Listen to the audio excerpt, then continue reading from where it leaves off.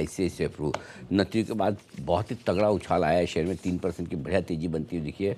Finally बात ये नहीं कि ये रिजल्ट के बाद ये स्टॉक 3% 2 या 2% ऊपर, अब 2 से 3 से 2 हो गया। पॉइंट ये कि चलो कहीं तो इस मार्केट में एक छोटी सी ऐसी उम्मीद की किरण दिखी है कि चलो कोई तो रिजल्ट पे कोई तो रेस्पॉन्स आया थोड़ा। तो कहेंगे अगर अच्छे रिजल्ट है तो कम से कम मार्केट ने इसको रिवॉर्ड करने की कोशिश की। सो पहला स्टॉक इन एक्शन वो है। दूसरा एक और है स्टॉक इन एक्शन, मनापुरम। ये स्टॉक आज फिर से 300 के पार निकला है। बैन कैपिटल के साथ डील टूटने की अफवाहें आई थी, वो खबरें चली थी मीडिया में, जिसके बाद 10% उठा रहा। उसके बाद कंपनी ने इन अफवाहों का भी खंडन किया। गोल्ड के दाम भी लाइफ हाई पर आए।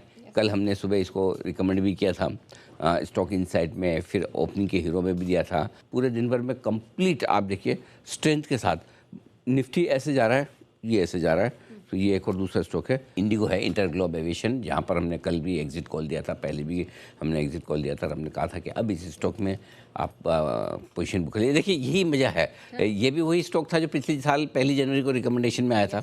अच्छे पैसे इसने बना के दिए। जैसे वो इंडिगो वाला संकट हुआ, उसके बाद हमने इसको कह दिया कि अब यहाँ से निकल जाइए।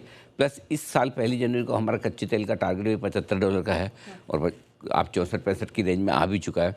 तो अब क्या है इंडिगो के लिए, अब वो बेस्ट पीरियड चला गया पीछे। अब इसको घिसट घिसट के चलना पड़ेगा। मतलब वो एकदम मज़े वाला है ना कि एकदम दादागिरी से स्टॉक चलेगा। इसके चाहने वाले कम हो गए अब।